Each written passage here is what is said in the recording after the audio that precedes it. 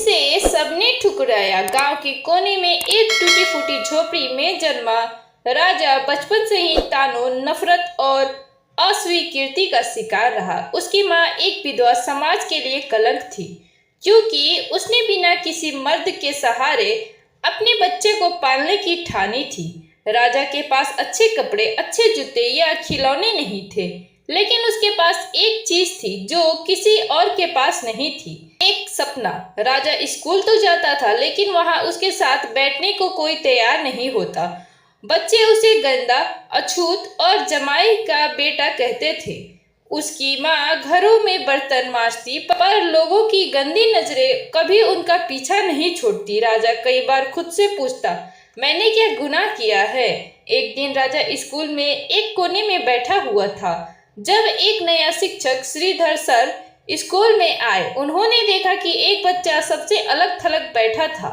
उन्होंने राजा से बात की और उसके होशियार दिमाग को पहचाना। उन्होंने राजा को किताबें दी, खुद ट्यूशन पढ़ाया और पहली बार राजा को यह एहसास हुआ कि वो भी काबिल है। जैसे जैसे राजा बड़ा होता गया, वह पढ़ाई में और भी अच्छा होता गया, लेकिन गांव के लोग अब उससे जलने लगे।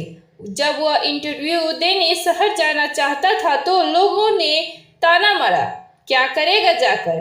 तेरे जैसे लोग तो नालियों के लिए बने हैं। लेकिन माँ ने कहा, जा बेटा, तू किसी से कम नहीं है। घर में राजा ने खूब संघर्ष किया, कभी सड़क पर सोया, कभी भूखा रहा, लेकिन अपने लक्ष्य से कभी भटका नहीं। एक दिन उसे एक छोटी कंपनी में नौकरी मिली। वहीं उसकी मुलाकात हुई नेहा से, एक समझदार, आत्मनिर्भर लड़की, जिसने राजा को उसके अतीत से नहीं, उसके जज्बे से पहचाना।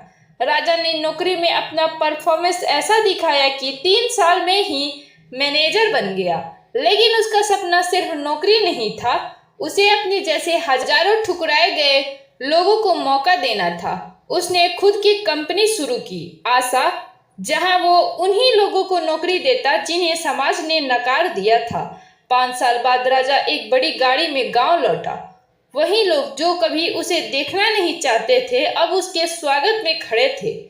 उसने गांव में एक स्कूल, एक लाइब्रेरी और एक ट्रेनिंग सेंटर बनवाया और एक बोर्ड लगाया, यहाँ किसी को ठुकराया नहीं जाएगा।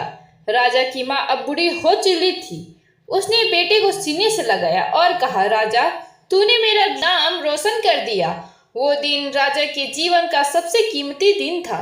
राजा एक स्टेज पे खड़ा था, हजारों लोग उसकी बातें सुन रहे थे। उसने माइक पर बस एक बात कही, मैं वो हूँ जिसे सबने ठुकराया था, लेकिन आज मैं यहाँ हूँ क्योंकि मैंने खुद को कभी ठुकराने नहीं दिया।